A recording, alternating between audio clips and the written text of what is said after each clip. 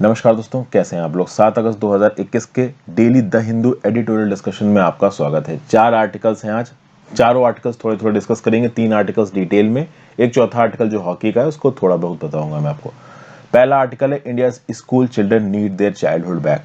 देखिए, इस पूरे आर्टिकल में ये बोला जा रहा है कि कोविड-19 के पैंडेमिक के चलते पहले लॉकडाउन लगे, रिस्ट्रिक्शंस लगे, अभी रिस्ट्रिक्शंस खुल रहे हैं, तो थोड़े बहुत मॉल खुल रहे हैं, थोड़े बहुत ऑफिसेस खुल रहे हैं, थोड़े बहुत रेस्टोरेंट्स खुल रहे हैं, डाइन इन चालू हो गया, ये सब चीजें हो रही हैं। लेकिन at the same point of time बच्चों के स्कूल नहीं खुल रहे हैं। बच्चों के स्कूल यहाँ पे खुलने चाहिए, थोड़ा बहुत रिस्क हमको लेना चाहिए। हम अनलिमिटेड टाइम के लिए ये सोच के कि जब तक का वैक्सीनेशन नहीं पूरा हो जाता बच्चों का हम स्कूल नहीं खोलेंगे, ये अप्रोच हम नहीं अपना सकते। ये अप्रोच गलत है, इससे बच्चों का बहुत नुकसान हो रहा है। यही बात इस आर्टिकल में बताई गई है। यूनिसेफ के डायरेक्टर का एक स्टेटमेंट है कि दुनिया भर में जो माँ बाप है वो जाके स्टीक खा रहे हैं, लैम स्टीक या बीफ स्टीक जो भी खा रहे हैं, लेकिन उनके बच्चे स्कूल में नहीं जा पा रहे, उनके 7 साल 8 साल के बच्चे। और इंडिया में खास बात ये हो रही है कि सेकेंडरी एजुकेशन की बोर्ड एग्जाम कराने के लिए फिर भी बातचीत हो रही है, प्राइमरी एजुकेशन के लिए स्कूल नहीं खेल रहा है, जबकि वो भी उतना ही इंपॉर्टेंट है। तो इस रिस्पेक्ट में एक व्यू पॉइंट दिया हुआ है, इसको देखेंगे। नेक्स्ट बात करेंगे south Asia emerging digital transformation. South Asia का ये जो इलाका है ना, अब आप बोलोगे भैया साउथ एशिया में आता क्या क्या है, तो भैया इंडिया, पाकिस्तान, मालदीव्स, भूटान, तो ये जो इधर 7 कंट्रीज हैं, नेपाल और श्रीलंका, मतलब अफगानिस्तान, बांग्लादेश, भूटान, इंडिया, BBIN कह लीजिए, बांग्लादेश, भूटान, इंडिया, नेपाल, मालदीव, पाकिस्तान, श्रीलंका, अफगानिस्तान, यहाँ पे लिखा हुआ आप देख सकते हैं ओवरऑल। तो ये जो साउथ एशिया वाला रीजन है, जो आपकी यही country South Asian Association for Regional Cooperation के मेंबर हैं, यहाँ पे डिजिटल ट्रांसफॉर्मेशन किस प्रकार से मदद कर सकता है। डिजिटल इकोनॉमी कोविड-19 के पैंडेमिक के बाद कितनी आई है और कितनी आनी चाहिए, जिससे कि ओवरऑल इन कंट्रीज का डेवलपमेंट बढ़ेगा, एक दूसरे के साथ कोऑर्डिनेशन बढ़ेगा, इन सब चीजों के बारे में बताया गया है, तो इसको देखेंगे। हालांकि सारे आइडियाज बेकार हो जाएंगे अगर आप इंडिया पाकिस्तान के रिलेशंस को लेकर चलो, क्योंकि अब तक सार्क इफेक्टिव इसीलिए नहीं हो पाया जो कि इंडिया पाकिस्तान के रिश्ते बहुत खराब है। नेक्स्ट बात करते हैं आपका rewind to fast forward retrospective tax. यहाँ पे भारत सरकार के लिए ऑथर बोल रहे हैं कि भाई भले ही रेट्रोस्पेक्टिव टैक्स अमेंडमेंट्स को सरकार ने हटा दिया है, मतलब अमेंडमेंट करके रेट्रोस्पेक्टिव टैक्सेस को खत्म कर दिया है। मतलब ये जो टैक्स लॉ आया था 2012 में, जिसके चलते वोडाफोन डील के ऊपर, केन एनर्जी वाली डील के ऊपर टैक्स लगाया था सरकार ने, प्रणब मुखर्जी जी जब फाइनेंस मिनिस्टर थे तब ये टैक्सेस लगाए गए थे, उन सबको अब सरकार ने हटा ही दिया। ऑथर यही बोल रहा था जब हटाना ही था तो इतनी अपील क्यों फाइल की, इतने लीगल बैटल्स क्यों लड़े। तो इस रिस्पेक्ट में एक व्यू पॉइंट दिया हुआ है, इसको हम लोग देखेंगे। मतलब बेसिकली सरकार को क्रिटिसाइज कर रहा है, बीजेपी सरकार को। और फाइनली एक आर्टिकल है हॉकी का, इसको मैं अलग से डिस्कस नहीं करूंगा। यहाँ पे एक अच्छा व्यू पॉइंट भी दे रखा है, एक बुरा व्यू पॉइंट भी दे रखा है। मतलब ध्यानचंद, मोहम्मद शाहिद, धनराज पिल्ली की समय के हॉकी के समय को याद कर रहे हैं और बता रहे हैं उस समय पे क्या इंडिया की हॉकी हुआ करती थी, गोल्डन डेज हुआ करते थे हॉकी के। 8 गोल्ड मेडल जीते हमने हॉकी में, और 1980 मॉस्को ओलंपिक्स के बाद अब तक एक भी मेडल नहीं आया था। फाइनली 2021 में एक मेडल आया है, ब्रॉन्ज मेडल।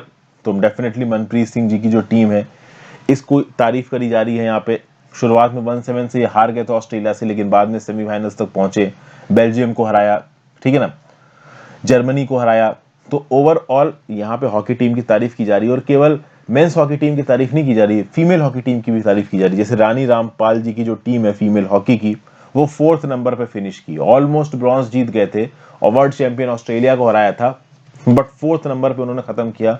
तो कुल मिला के यहाँ पे 1960 के रोम ओलंपिक्स में जैसे मिल्खा सिंह 4th नंबर पे आए थे, और 1984 के लॉस एंजलिस में पीटी उषा 4 नंबर पे आई थी, 4th नंबर पे।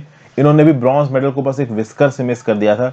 कुछ कुछ उसी प्रकार का यहाँ पे आप कह सकते हो कि हॉकी में भी होता नजर आ रहा है वुमेन्स हॉकी टीम के साथ, बट उसके बावजूद भी वुमेन्स हॉकी टीम की जो परफॉर्मेंस है वो बड़ी जबरदस्त रही है।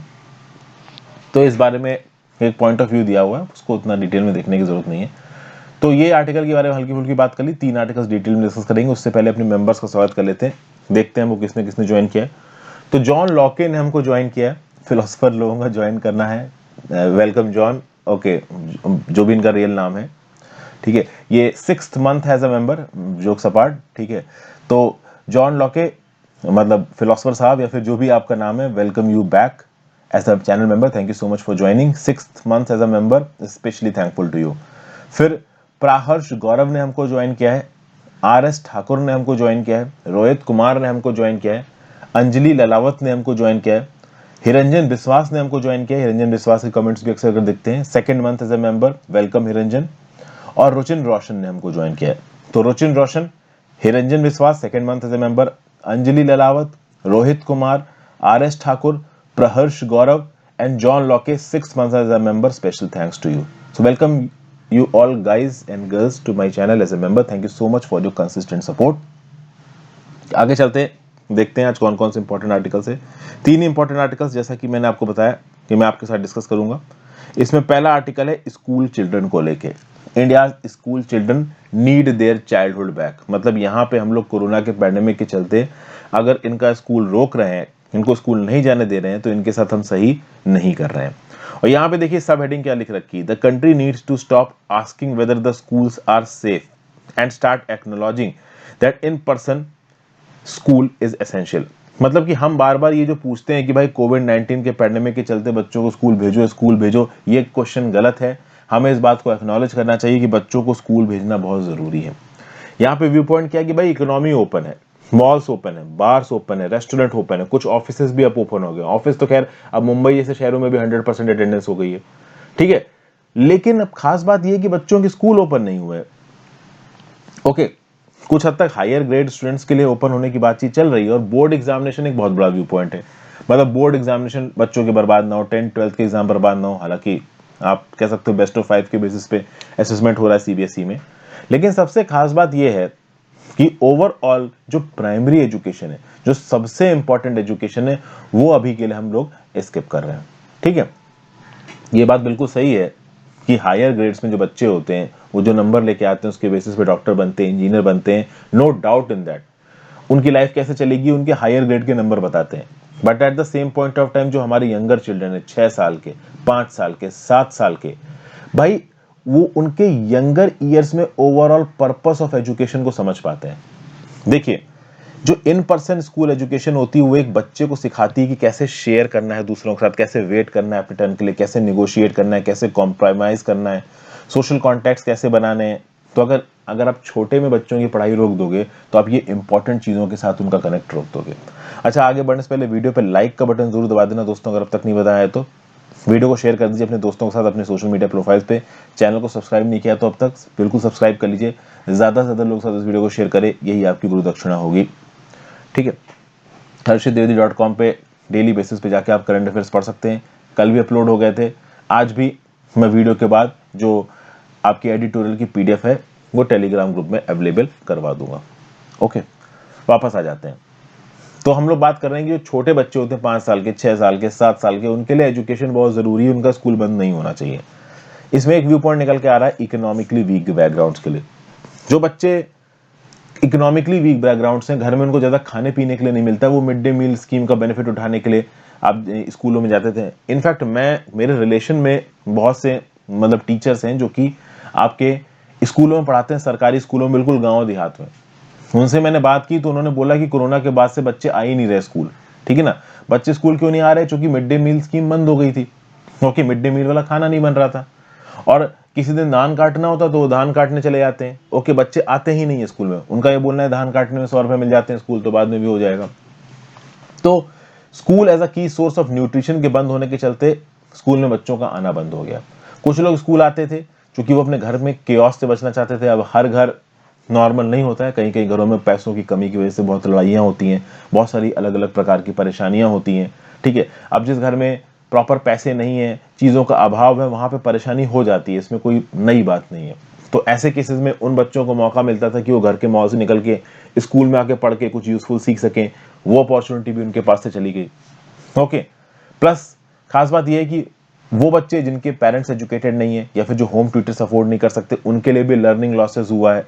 और जब लर्निंग लॉसेस हुआ है तो उन्होंने कुछ सीखा नहीं। अगर वो सीखते तो इसके बेसिस पे कल की डेट में मार्केट में जाके काम पकड़ते, तो ये सारी की सारी अपॉर्चुनिटी उनके पास से चली गई। प्लस पेरेंट्स, स्कूल बंद हुए तो बच्चे घर में आ गए, बच्चे घर में आ गए तो पेरेंट्स के ऊपर एक एडिशनल रिस्पॉन्सिबिलिटी आ गई चाइल्ड केयर की और टीचिंग ड्यूटीज की। ऊपर से महंगाई भी बढ़ रही है, बहुत सारी मदर्स की यहाँ पे नौकरियां चली जा रही हैं। तो ओवरऑल स्कूल बंद होने से किसी का फायदा नहीं हो रहा है, उल्टा प्रेशर पड़ रहा है दिमाग के ऊपर। Okay, Indian Council of Medical Research ने रिसेंटली एक स्टेटमेंट दिया, it will be wise to open primary schools first and secondary schools then. Also, we have to ensure that all support staff, whether it be school bus drivers, teachers in this bus, that need to be vaccinated. मतलब ICMR का official statement निकल के आ रहा है कि भाई secondary school education की हम लोग बात कर रहे हैं, प्राइमरी स्कूल की बात नहीं कर रहे हैं, जबकि होना ये चाहिए कि आप पहले प्राइमरी स्कूल को खोलो और उसके बाद सेकेंडरी स्कूल को खोलो। और जब भी आप जो भी स्कूल खोल रहे हो, वहां पे जितनी भी स्टाफ है, वहां पे जितने भी बसेस, ड्राइवर्स, जो कोई भी है, उसका फुल वैक्सीनेशन होना चाहिए। तो ये व्यू पॉइंट एम्स के डायरेक्टर की तरफ से निकल के आया है। जून 2021 में वर्ल्ड हेल्थ ऑर्गेनाइजेशन का all India institute of medical sciences का जो सेरो सर्वे हुआ, वहां पे डॉक्टर रणदीप गुलेरिया साहब ने क्या बोला कि जब सेरो सर्वे के रिजल्ट्स पे देखा गया तो 18 साल से जो कम के बच्चे थे उसमें 50% से ज्यादा में आप देखोगे कि सेरो पॉजिटिव पाए गए। वो इनफैक्ट कुछ जगहों पे तो 80% बच्चे सेरो पॉजिटिव पाए गए। सेरो पॉजिटिव का मतलब क्या है कि उनके खून में कोरोना की एंटीबॉडीज मिली हैं। इसका क्या मतलब ये है? इसका मतलब ये है कि वो ऑलरेडी कोरोना इन्फेक्शन के टच में आ चुके हैं, इन्फेक्ट हो चुके हैं और एंटीबॉडीज भी डेवलप कर चुके हैं। मतलब बच्चों वाले लॉट के अंदर 50% से ज्यादा और कुछ कुछ जगहों पे 80% के अंदर सेरो पॉजिटिविटी है, एंटीबॉडीज है। मतलब वो ऑलरेडी कोरोना से इन्फेक्ट भी हो चुके हैं और वो ठीक भी हो चुके हैं। और यही बात इस ICMR की जो 4th नेशनल सेरो प्रेवलेंस हुई है इसमें ही पता चली। हालांकि ICMR की जो 4th नेशनल सेरो प्रेवलेंस है, इसके डिटेल्ड रिजल्ट्स को 2-3 दिन पहले के एडिटोरियल में मैंने आपके साथ डिस्कस भी किया था। तो जो 6 से 17 साल के बच्चे हैं, उसमें से बहुत से बच्चों में, इनफैक्ट 50% से ज्यादा बच्चों में रूरल इलाकों में और अर्बन इलाकों में पाया गया कि वो सेरो पॉजिटिव है। मतलब ऑलरेडी वो इन्फेक्ट हो चुके हैं और उनके खून के अंदर एंटीबॉडी भी आ चुकी है। तो ओवरऑल अगर आप स्कूलिंग एरिया की बात करते हो तो कम्युनिटी लेवल पे जहां पे कोरोना वायरस कम फैल रहा है, वहां पे तो आपको स्कूल खोल देने चाहिए। अब इसका क्या मतलब? इसका मतलब ये है कि केरला और महाराष्ट्र जैसे स्टेट जहां पे अभी भी इन्फेक्शन बढ़ रहे हैं, वहां पे आप बच्चों से कह सकते हो कि भाई घर रहो, स्टे होम करो। लेकिन उसके अलावा बाकी स्टेट्स जहां पे कम्युनिटी लेवल पे इन्फेक्शन कम फैल रहा है, वहां पे बच्चों से ये बोला जा सकता है कि भाई आप स्कूल जाना शुरू करो। मतलब one size fits all approach यहां पे हमको नहीं अपनानी है। मतलब कि पूरे देश में लागू करेंगे, सारे बच्चे जाओ, या पूरे देश में सारे बच्चे नहीं जा रहे हैं, ऐसा नहीं होना चाहिए। रीजन वाइज बेसिस पे आप ये डिसाइड कर सकते हो कि कौन से बच्चे स्कूल जाएंगे और कौन से बच्चे स्कूल नहीं जाएंगे। अभी बात यह कि स्कूल में सेफ्टी कैसे रखनी है, किस प्रकार से बच्चे स्कूल में कोरोना से ना इन्फेक्ट हो, इसके लिए बहुत सारी रिकमेंडेशंस ऑलरेडी अवेलेबल हैं। चाहे वर्ल्ड बैंक की रिकमेंडेशंस देख लीजिए, चाहे SRCC चिल्ड्रन हॉस्पिटल मुंबई की रिकमेंडेशंस देख लीजिए, चाहे लैंसेट कोविड-19 कमीशन इंडिया टास्क फोर्स की रिकमेंडेशन देख लीजिए। सबसे खास बात यह कि स्कूल को ओवरनाइट नहीं ओपन किया जा सकता, उसकी प्रिपरेशन पहले से ही करनी पड़ेगी और उसमें कुछ इमीडिएट मेजर्स लेने चाहिए। वो इमीडिएट मेजर्स क्या क्या है? तो government should call for list of school staff and proper full vaccination programme. सबसे पहले सरकार स्कूलों से बोल सकती है कि भाई अपने एम्प्लॉयज की लिस्ट भेजो जो वैक्सीनेटेड नहीं है और उनको बिल्कुल मिशन मोड में वैक्सीनेट करो, ठीक है। और इन लोगों के लिए जो 2 डोजेस के बीच का गैप है वो भी कम किया जा सकता है। अभी के लिए 2 डोजेस के बीच का गैप 2.5 से 3 महीने है, तो उसको कम करके 1 महीने किया जा सकता है इन लोगों के लिए, ताकि स्कूल जल्दी खोले जा सके। ओके, फिर engage relevant experts to undertake public campaigns to make school staff and parents aware of the low risk of transmission of schools and low severity in children। मतलब यहाँ पे क्या बोला जा रहा है कि स्कूल के टीचरों को और जो पेरेंट्स है बच्चों को, उनको सेंसिटाइज करिए और उनको समझाइए कि देखिए बच्चों के अंदर कोरोना का इंसिडेंस कम है और अगर उनको कोरोना हो भी जाए तो डिजीज की सीवियरिटी कम है। मतलब रिस्क है बट रिस्क कम है, तो कम रिस्क लेके आप अपने बच्चों को स्कूल पढ़ने जरूर भेजो, ठीक है। फिर urge them to understand the science. मतलब स्कूल टीचर्स और पेरेंट्स को अर्ज करिए कि वो साइंस को समझे, ओवरऑल एक सोशल कॉन्ट्रैक्ट को कमिट करें, एवर विजिलेंट रहे। अगर कोई बच्चा कमजोर है, बीमार है, तो उसको स्कूल ना भेजें, ठीक है। लेकिन फिर भी एक छोटा मोटा रिस्क तो देखिए यहाँ पे लेना ही पड़ेगा, ऐसा यहाँ पे बोला जा रहा है। फिर नेक्स्ट पॉइंट क्या लिखा है कि भाई अभी के लिए स्कूल खोलते वक्त 50% अटेंडेंस रखी जा सकती है या उससे कम अटेंडेंस रखी जा सकती है। मतलब स्मॉलर ग्रुप ऑफ स्टूडेंट्स बनाए जा सकते हैं और उनसे बोला जा सकता है कि स्कूल आओ। जो स्कूल इंफ्रास्ट्रक्चर है उसको अपग्रेड किया जा सकता है to facilitate a hybrid system of learning, ठीक है ना। हाइब्रिड सिस्टम ऑफ लर्निंग कैसी कि वो पेरेंट्स जो अपने बच्चों को स्कूल ना भेजना चाहें वो स्कूल ना भेजें और जो भेजना चाहें वो भेजें। फिर कोविड-19 से रिलेटेड प्रोटोकॉल्स को स्कूल्स को अडॉप्ट करना है, जितना हो सके उतनी सोशल डिस्टेंसिंग यहाँ पे फॉलो करनी है। ओके, आउटडोर क्लासेस अगर कंडक्ट हो सके तो कंडक्ट करिए। अब बहुत ज़्यादा धूप है या बहुत ज़्यादा सर्दी है तो आप आउटडोर क्लासेस नहीं कर पाओगे, बट अगर सुहावना वेदर है तो आउटडोर क्लासेस भी की जा सकती है। Masking, hand hygiene, proper ventilation, इन सब चीज़ों का ध्यान रखना है। पैक्ड मील्स होने चाहिए, ट्रांसपोर्ट में कोविड-19 ना फैले इस बात को इंश्योर करना चाहिए, तो ये सब चीजें यहाँ पे कुछ व्यू पॉइंट्स बताए जा रहे हैं जिसके बेसिस पे स्कूलों को अभी खोला जा सकता है, क्योंकि इस पर्टिकुलर आर्टिकल में एक बात बहुत क्लियरली बताई गई कि भाई आप स्कूल्स को परमानेंटली बंद करके नहीं रख सकते, दिस इज नॉट गुड। ठीक है, प्लस पेरेंट्स को यहाँ पे ये रिकॉग्नाइज करना चाहिए कि कॉस्ट ऑफ आइसोलेशन क्या है। कहना मतलब ये है कि अगर आपका बच्चा स्कूल में बंद है तो भले वो कोरोना से बच रहा हो, लेकिन देखिए उसकी कॉस्ट ऑफ आइसोलेशन बहुत ज्यादा है, वो कुछ सीख नहीं रहा है। हम ये इंतजार नहीं कर सकते कि जब तक बच्चों को वैक्सीनेशन लग जाएगी तब तक हम स्कूल नहीं खोलेंगे, क्योंकि बच्चों को वैक्सीनेशन लगने में सालों लग सकते हैं।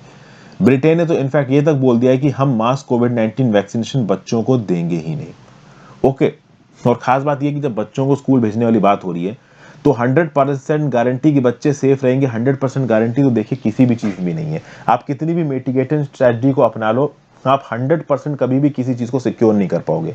कोई भी 100% सिक्योर नहीं है। अगर आप घर के अंदर तक भी बंद हो, ओवरऑल आपने वैक्सीनेशन भी ले ली है, तो भी इन्फेक्ट हो सकते हो आप उस ऑनलाइन सब्जी से या आटा दाल चावल से जो कि आप फ्लिपकार्ट वगैरह से मंगा रहे हो घर में बनाने के लिए। कहीं ना कहीं से तो राशन मंगवाओगे ना, किसी से भी मंगवाओगे, तो बाहर से तो आपको चीजें थोड़ी बहुत लानी पड़ेंगी। तो 100% सेफ्टी कहीं पे भी नहीं है। लेकिन बच्चों का घर पे 100% बंद रहना, इससे वो काफी कुछ छूट रहा है उनका, उनकी पढ़ाई, उनकी लर्निंग, ये सब चीजें छूट रही हैं। ठीक है, होम ट्यूटर्स की डिमांड बढ़ रही है। अगर होम ट्यूटर्स भी आपका बच्चा घर पे पढ़ाने के लिए कोई टीचर आता है तो वो भी तो कोरोना से इन्फेक्टेड हो सकता है, क्योंकि हो सकता है वो होम ट्यूटर और 4 घरों में जाके पढ़ा रहा हो और 4 जगहों से इन्फेक्शन लेके आ रहा हो। तो ओवरऑल 100% कहीं पे भी हम सेफ नहीं है। और यहाँ पे स्कूलों को और बच्चों को सुपर स्प्रेडर की तरह नहीं देखना चाहिए। जैसे हमने रिलीजियस इवेंट्स को सुपर स्प्रेडर की तरह देखा, कुंभ मेला, इस प्रकार के जो रिलीजियस फेस्टिवल्स हुए इनको सुपर स्प्रेडर की तरह देखा गया है। बच्चों को और स्कूलों को आप सुपर स्प्रेडर की तरह मत देखिए। तो ये कुछ पॉइंट्स यहाँ पे बताए जा रहे हैं जिनको मैंने आपके साथ डिस्कस किया। नेक्स्ट आर्टिकल की तरफ चलते हैं। South Asia's emerging digital transformation. There is evidence that the region's post-pandemic adoption to digital life will shape its future prosperity. क्या बताया जा रहा है? कोविड-19 ने साउथ एशिया को फोर्स किया है to take a quantum leap in digitalisation. कहने का मतलब ये कि साउथ एशिया में जितनी भी कंट्रीज हैं, नेपाल, बांग्लादेश, भूटान, इंडिया, नेपाल, पाकिस्तान, मालदीव, श्रीलंका, अफगानिस्तान, इन सारी कंट्रीज में अब बहुत हद तक डिजिटलाइजेशन को अडॉप्ट किया जा रहा है। इंटरनेट के बेसिस पे काम को रिकॉग्नाइज किया जा रहा है। रिमोट वर्क, जिसको आप वर्क फ्रॉम होम बोलते हो, घर पे बैठे बैठे एजुकेशन, इसके चलते इंटरनेट पेनिट्रेशन इन कंट्रीज में बहुत ज्यादा बढ़ गई। नेपाल जैसी कंट्रीज में भी 11% इंक्रीज हुआ है ब्रॉडबैंड इंटरनेट यूजर्स में। और सबसे खास बात यह कि जो पूरा का पूरा साउथ एशिया का रीजन है, यहाँ पे थ्रेडबेयर पब्लिक हेल्थ इंफ्रास्ट्रक्चर था। कहने मतलब यह है कि थ्रेडबेयर जो सरकारी हॉस्पिटल्स हैं वो ज्यादा एग्जिस्टेंस नहीं है, कम एग्जिस्टेंट है, मतलब आबादी ज्यादा है, सरकारी हॉस्पिटल कम है। लेकिन उसके बाद भी थ्रेडबेयर पब्लिक इंफ्रास्ट्रक्चर होने के बाद भी कोविड-19 के समय पे डिजिटल हेल्थ केयर सर्विसेज हमारे सामने आई हैं। बहुत सारी ऐसी एप्स उठ के हमारे सामने आई हैं जिससे हम लोग ऑनलाइन कंसल्टेशन कर सकते हैं, हमें कहीं जाने की जरूरत नहीं है। ठीक है, और मैंने भी बहुत बार किया, छोटी मोटी चीजों के लिए ऑनलाइन कंसल्टेशन हो जाता है, डॉक्टर के पास जाने में डर लगता है।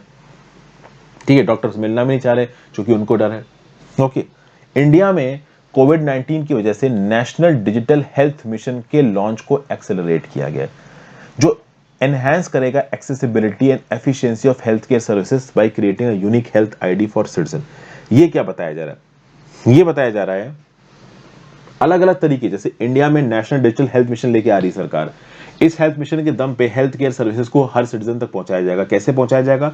तो हर सिटीजन को अपनी एक यूनिक हेल्थ आईडी दी जाएगी, उस यूनिक हेल्थ आईडी का एक्सेस अलग अलग डॉक्टर्स को दिया जाएगा। डॉक्टर्स उस यूनिक हेल्थ आईडी के बेसिस पे देख लेंगे कि भाई इस पेशेंट को पहले कौन सी दवाइयां दी गई हैं, इसको पहले कौन सी बीमारियां हैं। तो ओवरऑल उस पेशेंट का हेल्थ बैकग्राउंड डॉक्टर को पता चल जाएगा, वो ज्यादा इफेक्टिवली उसकी प्रॉब्लम को डायग्नोस कर सकता है। ये सब बातें यहाँ पे बताई जा रही हैं। अब आप देखोगे कि ओवरऑल डिजिटलाइजेशन बढ़ रहा है तो डिजिटल पेमेंट सिस्टम्स को भी यहाँ पे एम्ब्रेस किया जा रहा है। अगर बांग्लादेश की बात की जाए तो बांग्लादेश में केवल 2020 में 70 से 80% इंक्रीज हुआ है ऑनलाइन सेल्स में, जिससे $708.46 मिलियन का रेवेन्यू जनरेट हुआ है। तो इन सब चीजों से क्या पता चलता है? ये जो साउथ एशिया की कंट्रीज हैं ये बहुत तेजी से डिजिटलाइजेशन को अडॉप्ट कर रही हैं। आप कह सकते हो कि South Asia is one of the world's poorest region, no doubt in that. India is one of the world's poorest country, no doubt in that. वो अलग बात है कि इंडिया ओवरऑल बहुत अमीर नजर आता है, बट गरीबी में हम किसी से पीछे नहीं है अनफॉर्चुनेटली। एक वाइड डिजिटल डिवाइड एग्जिस्ट करता है इंडिया में when it comes to access and affordability. In fact South Asia में बहुत सारी कंट्रीज थोड़ी ज्यादा एफिशिएंट थोड़ी नहीं है।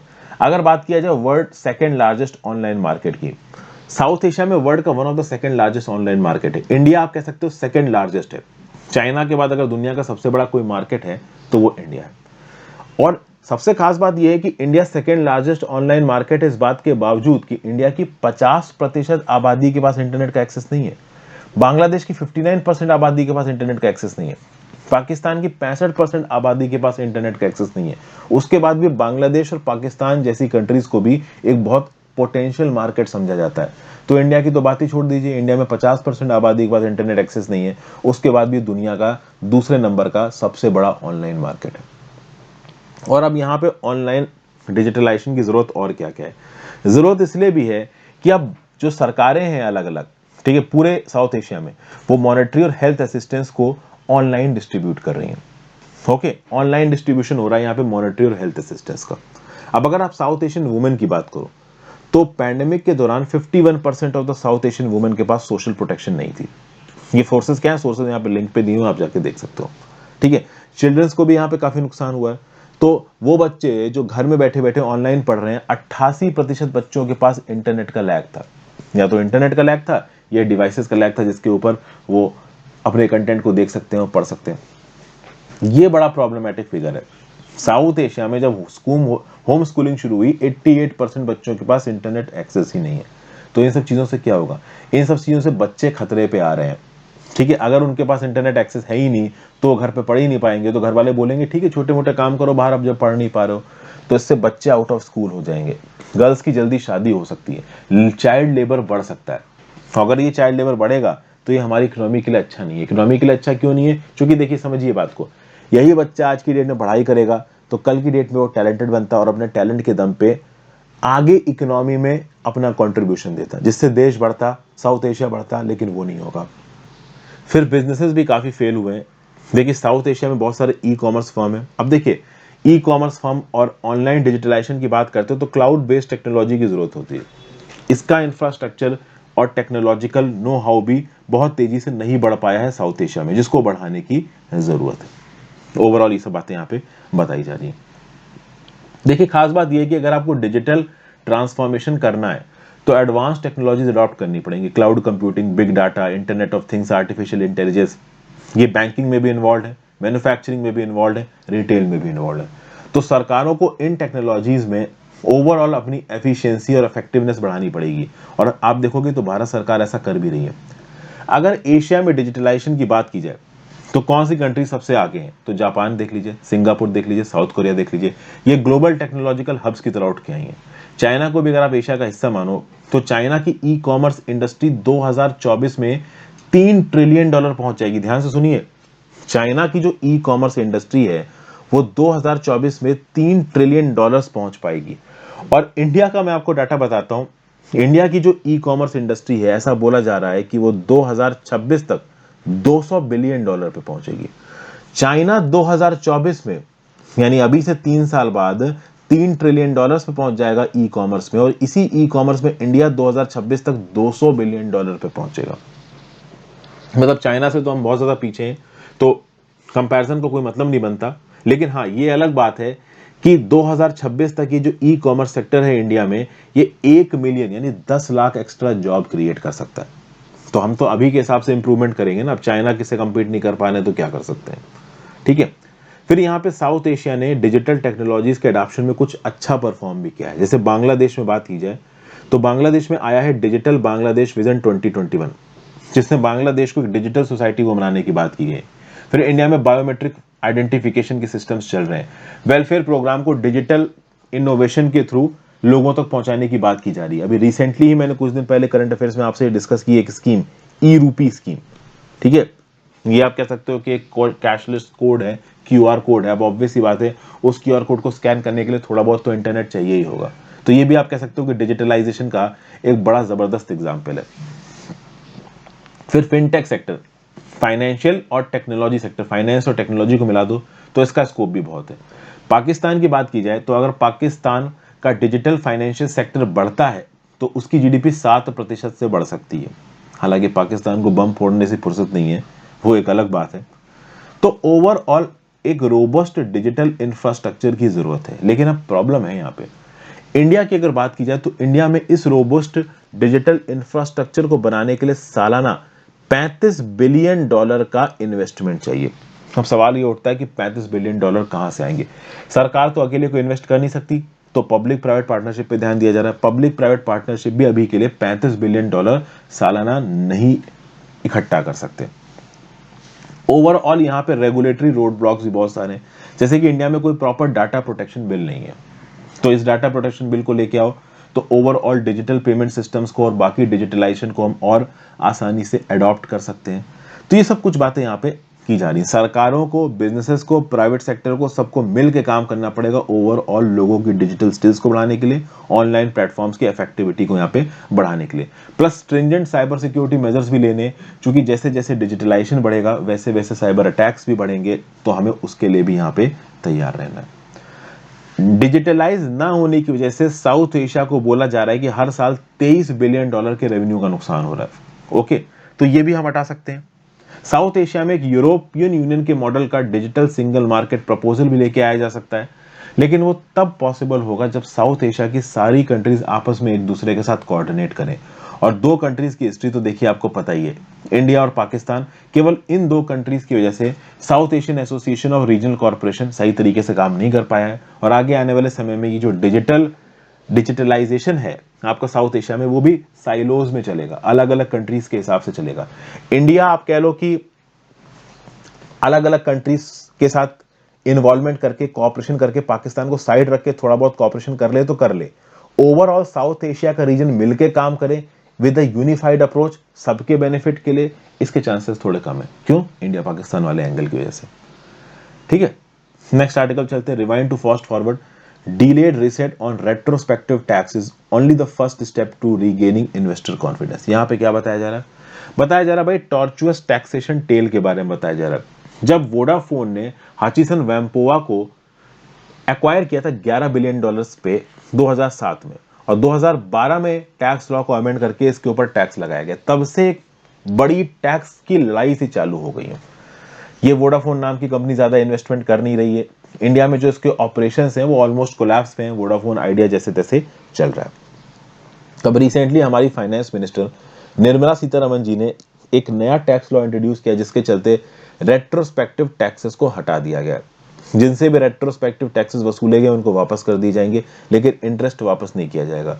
और जो भी कंपनी इस रेट्रोस्पेक्टिव टैक्स लॉ को हटाने वाले नियम कानून का इस्तेमाल करना चाहता है, उसको रिटर्न में सरकार को देना पड़ेगा कि वो आगे किसी भी प्रकार की कोई डिमांड नहीं करेंगे। तो ओवरऑल यूनियन बजट 2012-13 में लेट फाइनेंस मिनिस्टर हमारे प्रणब मुखर्जी जी जो भी नियम कानून लेके आए थे रेट्रोस्पेक्टिव टैक्सेस से लेके, उनको अभी के लिए हटा दिया गया। वोडाफोन की बात कर लीजिए, केन एनर्जी की बात कर लीजिए, और बहुत से केसेस में 17 केसेस में इस रेट्रोस्पेक्टिव लॉ के बेसिस पे टैक्स की डिमांड की गई थी। अब इस टैक्स की डिमांड को यहाँ पे हटा दिया गया। इनफैक्ट जब बीजेपी अपोजिशन में थी तब भी उसने इसको टैक्स टेररिज्म कहा था, लेकिन जब बीजेपी पावर में आई तो उसने रेट्रोस्पेक्टिव टैक्स लॉ को नहीं हटाया।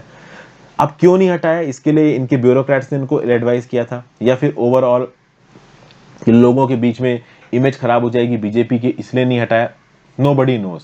लेकिन अब जब सरकार इस समय पे आके पुराने नियम कानून को हटा रही है, इसकी वजह क्या हो सकती है? इसकी वजह ये हो सकती है कि इंटरनेशनली हम सारे टैक्स आर्बिट्रेशन हार रहे हैं। चाहे वोडाफोन एक्विजिशन की बात कर लो, चाहे केन एनर्जी एक्विजिशन की बात कर लो, और केन एनर्जी तो हद ही पे पड़ा हुआ है। ठीक है ना? केन एनर्जी क्या कर रहा है कि वो इंटरनेशनल ट्राइब्यूनल में केस तो जीत गया है, अब अलग अलग जगहों पे जाके वो इंडियन गवर्नमेंट के एसेट्स को फ्रीज करके अपने पैसे वसूल करने की कोशिश कर रहा है, और फ्रांस के कोर्ट से तो उसने इसकी परमिशन भी ले ली। तो भले ही हमारी सरकार ने बोला है कि हम अपने सोवरेन राइट टू टैक्स को विगरसली डिफेंड करेंगे, बट भारत सरकार यहाँ पे थोड़ा प्रेशर में भी है। अब ऑथर का यहाँ पे ये बोलना था कि जब आपको रेट्रोस्पेक्टिव टैक्स लॉ के अमेंडमेंट्स को हटाना ही था, ओवरऑल आपको रेट्रोस्पेक्टिव टैक्स लॉ को एबॉलिश करना ही था, तो इतने लंबे समय से आप अपील क्यों फाइल कर रहे थे? ये वोडाफोन वाला केस ले लो, केन आर्बिट्रेशन केस ले लो, यहाँ पे आप इतनी सारी अपीलें क्यों फाइल कर रहे हो जब आपको ये केस वापस लेना ही था? तो कुल मिला के ये जो यू टर्न है सरकार का, ये केन एनर्जी के रिलेंटलेस परस्यूट की वजह से, मतलब केन एनर्जी अपने आर्बिट्रेशन अवार्ड जो उसने जीता है उसके थ्रू भारत सरकार से पैसा निकलवाने के लिए दुनिया भर के कोर्ट्स में जाके ओवरऑल इंडियन एसेट्स को फ्रीज करने की परमिशन मान रहा है। तो शायद इसीलिए सरकार यहाँ पे प्रेशर में आ गई है और उन्होंने रेट्रोस्पेक्टिव टैक्स लॉस को हटा दिया है। तो यहाँ पे एक बात तो क्लियर है कि केन एनर्जी से जितना टैक्स वसूला है भारत सरकार ने वो वापस कर देगी, बट विदाउट इंटरेस्ट वापस करेगी। अब सवाल ये भी उठता है कि क्या केन एनर्जी भारत सरकार के इस मांडवली के प्रपोजल को एक्सेप्ट करेगा या नहीं करेगा, ये भाई देखने वाली बात है। तो कुल मिला के ऑथर एंड में यहाँ पे एक छोटा सा और लॉजिकल सा व्यू पॉइंट दे रहा है कि भाई टैक्स पॉलिसीज और खासकर फाइनेंशियल पॉलिसीज में बिल्कुल क्लैरिटी होनी चाहिए। यहाँ पे ऑथर ने जीएसटी भी घुसेड़ दिया है। ओके, तो जीएसटी के रेट्स और रूल्स बदलते रहते हैं, trade tariffs, import duty, export duty बदलती रहती हैं। तो यहाँ पे भारत सरकार को एक क्रेडिबिलिटी लानी चाहिए, अपनी जो पॉलिसी पैरामीटर्स है उनको फिक्स रखना चाहिए, बहुत ज्यादा वेरिएबल या बहुत ज्यादा फ्लक्चुएटिंग नहीं रखना चाहिए यहाँ पे। और ओवरऑल ये जो टैक्स लॉ है जो कि अब आप हटा रहे हो, एबॉलिश कर रहे हो, इसको पहले ही आपको हटा देना चाहिए था, इतना लंबा इसको खींचना नहीं चाहिए था।